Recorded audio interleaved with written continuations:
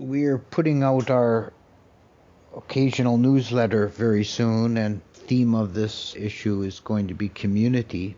So I've written a piece for that on the topic of what the Buddha said about living in community. So I've been thinking about that and looking into that for the last few days. So I thought I might as well kind of expand on what I wrote in my article, which I think some of you have seen already. There's a well-known passage. The Buddha is speaking with his attendant Ananda, and Ananda says, Lord, I think that good companionship is a half of the holy life. And the Buddha said, say not so, Ananda, say not so. A good companionship is the whole of the holy life. So the Buddha put a lot of emphasis on how we live together as human beings. He certainly spent a lot of time organizing and regulating the bhikkhu and bhikkhuni sanghas, not only laying down the Vinaya rules, but elaborating the procedures and all the formalized ways of dealing that an organized order requires. He was also very attentive to the relations between the monks and nuns and the lay people. He envisioned the whole of his following as what's called the fourfold sangha: monks, nuns, laymen, and laywomen. The way he set up the rules, it's impossible for the bhikkhus to become isolated hermits, as in some other religious traditions. They're dependent on the lay people for their sustenance, because it's against the rules for the bhikkhus to grow their own food or even store their own food. They have to eat only what's given them at each day. So by living in that way, they're required to be in a close association with the lay community. In Buddhist countries, it's daily practice. The first thing in the morning, right at the crack of dawn, you actually leave the monastery before dawn, so you arrive at the village right at dawn. You walk through the village with your alms bowl, and people put rice and things in the bowl. That's a daily part of the routine. And what's essentially very important to understand about the interchange between the laity and the monastic order is that it's what would be called a pure gift economy. It's not an exchange. Neither side essentially owes anything to the other side. The lay people feed the monks because they're hungry, and the monks offer teachings just because the lay people request it and are interested, want to hear it. In fact, we're forbidden by our rules to teach where it's not wanted. The teachings have to be requested, which is assumed in a case like this where people come for the purpose of hearing the Dhamma talk. But we also formalize it. The chant that Dave did at the outset of the talk is the formal request for the talk in Pali. So the Buddha spent a lot of his time actually dealing with what seemed like very routine matters of detailing about the daily activities, routines, regulations that governing the Sangha. But he also spoke on occasion about broader concepts of living in harmony, which applies to the broader society, how we should live in harmony. Because no human being is completely isolated. It's very dysfunctional if you're isolated. We'd normally live in community and have all kinds of relationships. And one of the suttas in which he talks about this explicitly is the Sagala Sutta, where he talks about human society as a network of specific relationships, and he outlines 6, although we could expand the list, but he dealt with 6 possible relationships, that any individual will have any number of these. There's a parent and child, husband and wife, friend and friend, master and servant, teacher and student, and householder and samana, or ascetic or holy person. These are 6 possible relationships. And for example, parent and child, many people in the middle of their lives face both ways. They're both a parent and a child at the same time. And some individuals will be involved in all of these relationships, and everybody is involved in at least some of them. And he talked about how to make the society harmonious and at peace.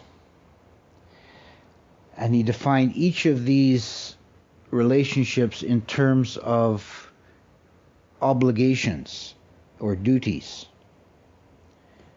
Thus, a husband has specific duties to fulfill towards his wife, and the wife has specific duties to fulfill towards her husband. The parent has duties towards their child, and the child has duties towards their parent. A master has duties towards the servant, and the servant has duties towards the master, and so on. And these are specifically laid out. Thus, a master has the duty to treat his servants fairly, to give them sufficient wages, to give them time off, and look after them when they're ill. And the servant has the duty to perform his work diligently, to attend to the master's affairs before his own, to speak well of his master in the town, and so forth. And each of these pairs is defined in a similar way, that there's mutually beneficial obligations on either side. First of all, to take this view of community as defined by a fulfillment of specific duties, we take that vision in the historical context, what the Buddha was dealing with, and which he critiqued elsewhere in various ways, was the Indian caste system. The society of India was based on rigid caste definitions.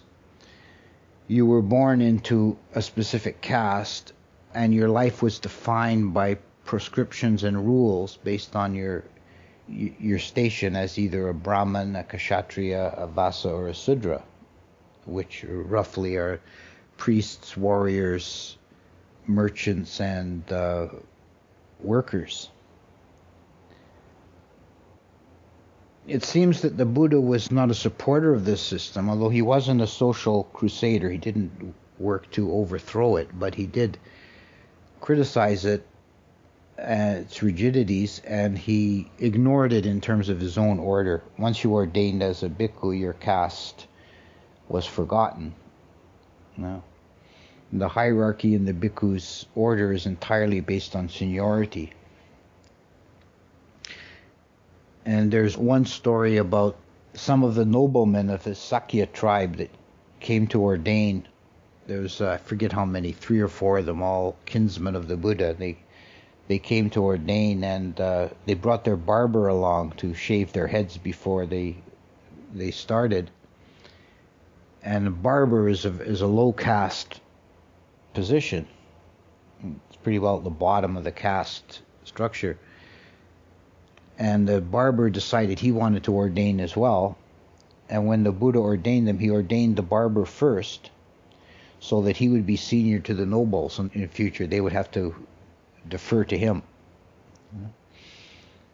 So the Buddha was making a clear distinction in his view of how society should be organized in this sutta from the caste system.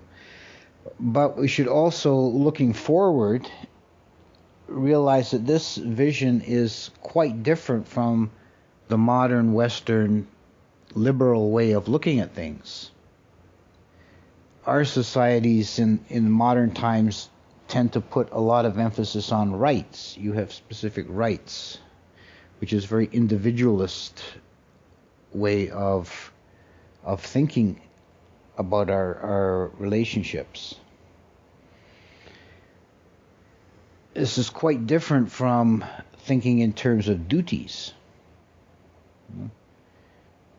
The Buddha didn't say anything about the rights of a master or the rights of a servant or the rights of a husband, the rights of a wife. He spoke about the obligations or duties that these social roles are required to fulfill.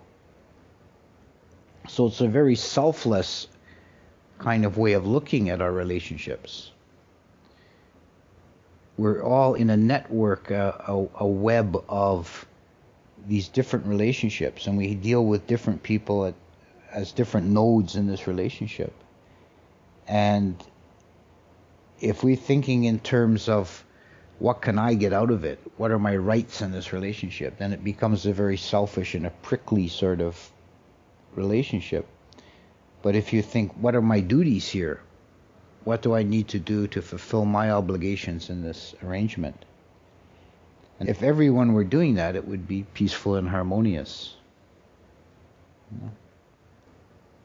So we see here the Buddha's vision of community is to be clearly distinguished from his contemporaries, but it's also not the same as how modern people generally think. A general principle here that's very important when considering the Buddha's teachings and reading the suttas is something I think that is often overlooked, is to put things into the historical context and not superimpose modern ideas and values onto the Buddhist teachings. Not to be anachronistic about it. So far, this Sagala Sutta, speaking about what we would call civil society, there's no mention here of king and subject, for example. But there are a few suttas where it crosses into the teachings, the Buddha talks about crosses into what we would think of as the political realm. To begin with, in the Aganya Sutta, which also involves a critique of the caste system, this is the Sutta of origins, of how this world system and this human race came into existence. And for the human race, it's basically a story of devolution from a godlike state of Abhasara jhana beings, Brahma beings, becoming entangled in the sensual realm and gradually over many eons descending into coarser and coarser forms until, we get the sorry sort of specimens that are walking around today. And at one point he talks about the origin of kingship. And that began with a decline in morality, that people all had their own garden plots. They were growing their rice and other things. And then some people thought, some individuals of a low moral nature thought, why should I bother tilling the ground and growing rice? I'll just steal it from other people. And so, the first ones that were caught caused a big commotion, and they got beat up and said, don't do that anymore. And they still kept happening. So then the people got together and they said, what we need to do is to elect one amongst ourselves to be the ruler and to punish wrongdoers. And they elected one, given the title of Mahasamata, the great elect. And he was the first king, and all the kings of India traced their lineage back to Mahasamata. what's important about this is, again, first of all, it's a critique of the Brahmanical view, which was that the kings were originally chosen by Brahma. They had a divine sanction to be king. The Kshatriya caste, the kingly or noble caste, sprung from Brahma's shoulders. Brahmins sprang from his head, or his mouth specifically, and the Vesas, the merchants, sprang from his belly, and the Sudras, or the laborers, sprang from his feet. That was the Brahmanical view, which the Buddha criticized and made fun of, actually. He said that at one point, in the same sutta, actually, at the beginning, he's critiquing this Brahmanical view, and he says, he's talking to a Brahmin. He says, "You Brahmins claim you sprung from Brahma's mouth, but I know for a fact that Brahmin women give birth and give suck just like other women. So, this can't be the case."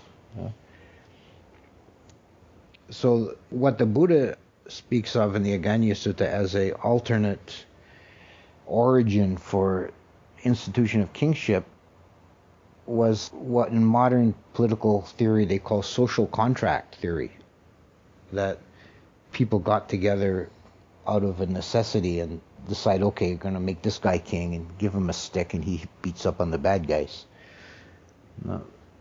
And one thing to note here is that the kingship was seen as a necessary evil. As long as people lived in a city of pure morality, there was no need for a state.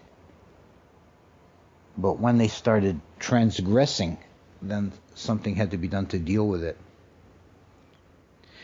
And the king had the right of punishment, to punish the wrongdoers. And he had a stick, the danda. The word danda means stick, and it also means punishment.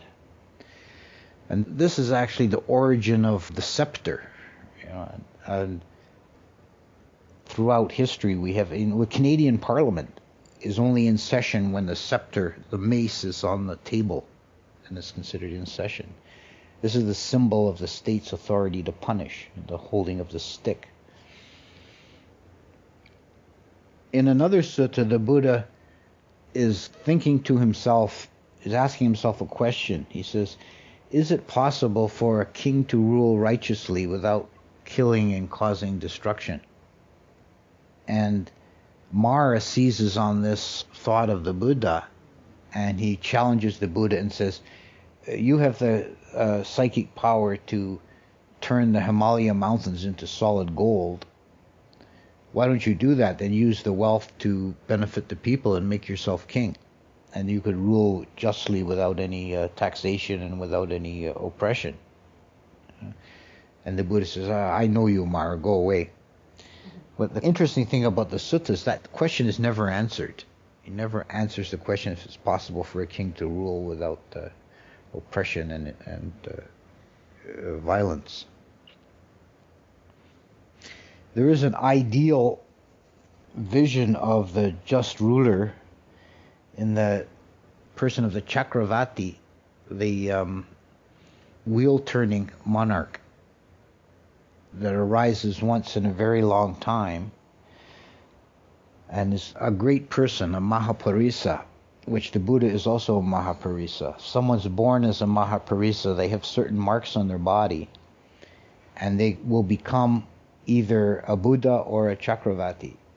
So this is like the worldly counterpart of a Buddha. If Mahaparisa chooses a worldly path, he will become a Chakravarti. And a great wheel appears in the sky. This is the wheel in the title Wheel Turner. A great wheel turns in the sky and signifies that this king is a Chakravarti. And then he goes to all the countries in the world and conquers them without violence. He comes with his army and this gigantic wheel floating in the sky, and the other kings submit to him. They see the sign of the Chakravarti and submit to him. And he rules justly. And again, there's an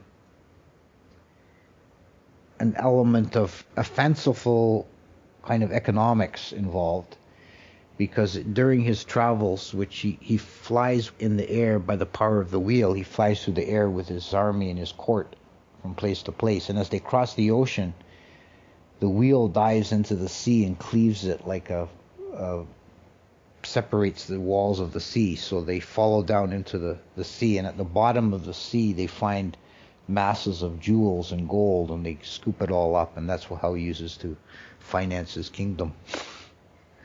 So they can rule without any taxation. Yeah. Another kind of aspect to this is if we look at some other texts where the Buddha gives what could be seen as more specific political advice or prescriptions, what I find intriguing about it is that in terms of modern political distinctions, there's some aspects of it that fall on the left and some fall on the right. In the Kuddadanta Sutta, the Buddha is telling a story of a past life where there was a foolish king and a wise counselor. And through mismanagement of the kingdom, one province had fallen into economic troubles and the people were turning to banditry.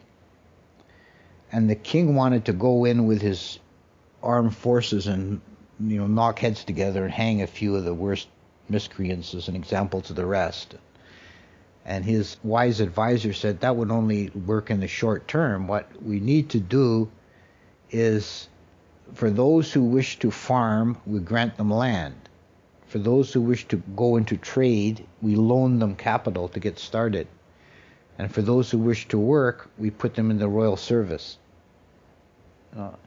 So in modern terms, this is kind of a leftist prescription, a state interventionist economic policies. But in another sutta, the Buddha is speaking about how a society, specifically in this case it's the Republic of the Vajjayans. He's asked, how can the Republic of the Vajjayans sustain itself and exist for a long time in harmony? And he lays down 7 principles for the maintenance of a healthy republic, or in this case, but it would apply to kingdoms as well, I think. And these are that they should meet often in assembly. When they meet, they should sit down in harmony, discuss their business in harmony, and rise and depart in harmony. Thirdly, they should not depart from the ancient traditions, customs, and laws of their society. 4, they should respect, revere, and listen to the elders of their community. 5, they should not take wives by force. 6, they should honor, revere, and respect the shrines and symbols of their nation. And 7, they should make it peaceful and comfortable and provide sustenance for holy men. So these 7 principles look to maintaining a tradition, respecting the ancient traditions and the shrines and the symbols, and listening to the elders. So there's a very strongly conservative bent to these 7 principles. You're looking back into the origins of the society and maintaining it, not changing the ancient ways. And that conservative bias is very strong in the organization of the Theravada tradition, which I'm ordained in. Theravada means the school of the elders. And there's a very strong bias against innovation. And we don't like to change stuff. We keep things going the way they were done in ancient times. We don't jump on every new passing fad like wearing trousers. So an example of how reluctant the monks are to change things is a historical episode in Thailand. 250 years ago, there was a really brutal war with Burma, between Thailand and Burma, a very destructive war. And at one point, the Burmese were sending spies into Thailand disguised as monks. They would, put robes on and shave their heads so they could wander freely around the country and spy out the routes and the strong points and so on. So the king got a plan how he's going to rout out these spies, the king of Thailand. He sent the order down through the hierarchy of the monks. Next head shaving day, all your monks are to shave their eyebrows as well.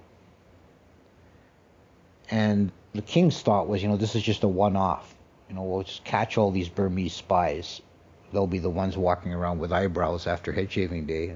They'll be done in and that's it. But the order was never rescinded.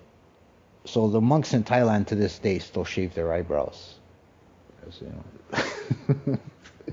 they haven't been told not to.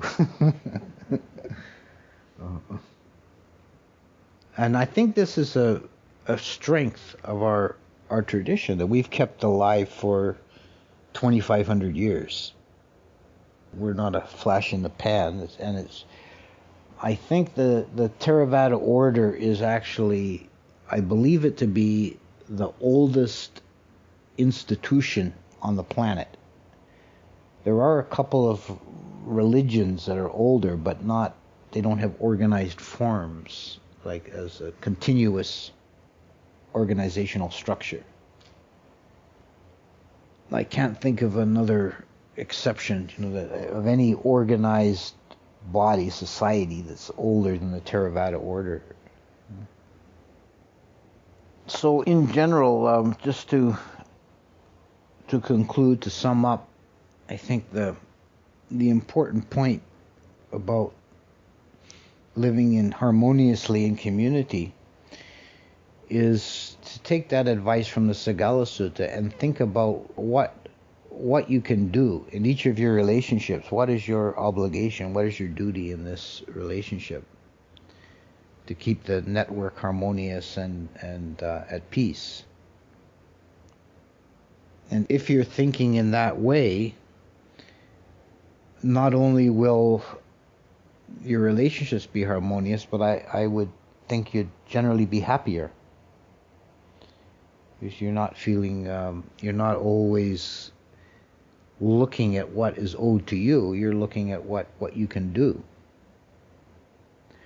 One of the very important principles that the Buddha enunciated very early on, shortly after his awakening, before he'd even gotten up and started teaching, when he was still living in proximity to the Bodhi tree, he reflected, all beings need to feel like they are in service. Who in this universe can I serve? And he searched through all the realms of existence with his Buddha mind, from the highest to the lowest, and he could find no being in existence worthy of his service, him being the Buddha. So he decided, but he still did not abrogate the principle. Then I shall serve the Dhamma. And he devoted his life to the service of the Dhamma. So his underlying principle was that a being is only happy when they're in service, when you have a feeling that you're useful.